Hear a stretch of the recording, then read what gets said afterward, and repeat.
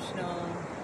कृष्ण म्हणतो समुद्र मीच, सूर्य मीच, चंद्र मीच, पाणी मीच, सगळं मीच. आणि मी आता समुद्रावर बसलेली आहे, मस्त अतिशय सुंदर.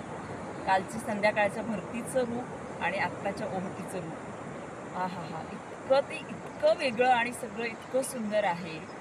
आणि त्या अनुषंगाने एक आत्ता व्हिडिओ करावा वाटला. गेल्या एक 15-20 दिवसापूर्वी मला वाटतं एक मी लेख लिहिला होता की बाहेरचं अन्न का खाऊ नये आणि मी का खात नाही. तर त्याच्यावर माझ्या बऱ्याच मैत्रिणींनी मेसेज केले होते की मग तुम्ही जेव्हा बाहेर जाता तेव्हा काय करता. एकदम सिम्पल आहे, खूप सिम्पल आहे जास्त. आणि का बाहेरचं खाऊ नये त्याची कारणं तर ऑलरेडी मी दिलेली आहेत. बऱ्याचदा घरून आपण करून घेऊन जाऊ शकतो. ड्राय स्नॅक्स तर आपल्यासोबत असूच शकतं. लाडू असेल, चिवडा असेल, शेंगदाणे असतील, फुटाणे असतील, गूळ असेल किंवा असं वॉटेवर जे टिकणारं आहे ते. पराठे असतील, पोळी भाजी एखाद्या दिवसाची आपण असं काहीतरी करू शकतो. हां, आता होतंय काय की समजा तुम्ही 8 दिवस टूरवर गेलाय, 15 दिवस गेलाय, तर आपण इतक्या दिवसाचं अन्न कॅरी नाही करू शकत. 100% बरोबर आहे. अशा वेळेला गीतेत सुद्धा सांगितलं की जेव्हा तुम्हाला व्हेज अन्न म्हणजे शाकाहारी कुठे मिळणार नाही, अशा वेळेला मांसाहारी खाल्लं तर पाप लागत नाही. पण आपण काय घेतो त्यातलं, तो मांसाहार शब्द उचलला आणि जिथे तिथे मांसाहारावर ते प्राण्यांना मारणं आणि हे सगळं सुरू आहे. ते चुकीचं आहे. आणि कृष्ण पुन्हा काय सांगतो की सगळं मला अर्पण कर, तू जे खाशील ते सुद्धा मला अर्पण करून त्याचा प्रसाद खा. आता प्रत्येक वेळेला कृष्णाच्या समोर ताट ठेवणं पॉसिबल आहे का? तेही शक्य नाही. आपल्याला माहिती आहे आपण बाहेर कामात जेव्हा असतो. सो मनोमन त्याची कृतज्ञता व्यक्त करायची. आणि जे समोर आपल्याला घरातून नेलेलं अन्न जेव्हा कमी पडेल तेव्हा जे मग समोर येईल त्यातल्या त्यात व्हेज हॉटेल बघून, मग दाल खिचडी किंवा असं साधं काहीतरी ज्याच्यात कांदा लसूण नाही असं बघून आपण जर ते अन्न प्रसाद म्हणून जेव्हा ग्रहण करू तेव्हा त्याचा इफेक्ट हा सेमच राहतो.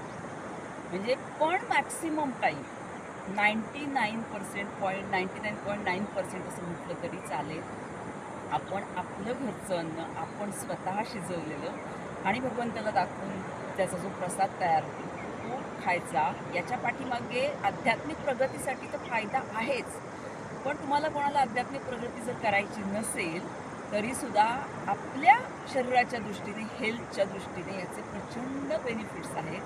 कारण जी अन्न शिजवणारी व्यक्ती आहे, मग ती कोणी असो, घरातली असो, बाहेरची असो, त्याचे जे विचार असतील ते त्याने चिडचिड केली, त्याचं अजून कोणाशी भांडण झालं असेल, आर्थिक प्रॉब्लेम असतील, शारीरिक प्रॉब्लेम असतील, हे सगळं जे काही ती बोलत राहील कुकिंग करताना ते सगळं त्या अन्नाबरोबर जो खाईल त्याच्या पोटांचं.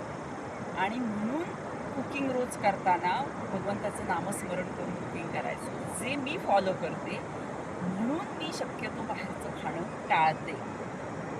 सो जेव्हा तुम्ही बाहेर जाल तेव्हा एक तर कॅरी करा. आपल्याला फळं मिळतात, दूध मिळतं, दही मिळतं, म्हणजे नॉन कुक्ड जे पदार्थ आहेत त्याच्यात काय कोणाचे विचार उतरण्याचा तसा प्रश्न येत नाही.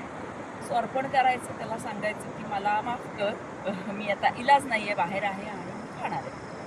सो असं तुम्ही ट्राय करून बघा. एक 6 महिने जरी तुम्ही केला तरी तुमच्या हेल्थ आणि मानसिक हेल्थ, एस्पेशली शारीरिक हेल्थ तर आहेच, मानसिक हेल्थवर परिणाम दिसेल.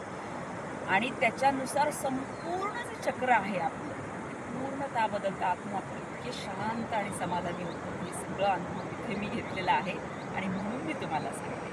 सो कृष्णार्पण मस्त. हरे कृष्ण.